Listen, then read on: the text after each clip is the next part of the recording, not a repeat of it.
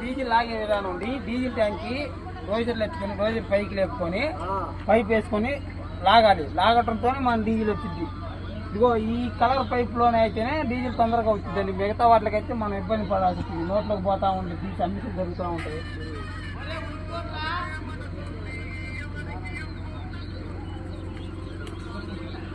ఆగు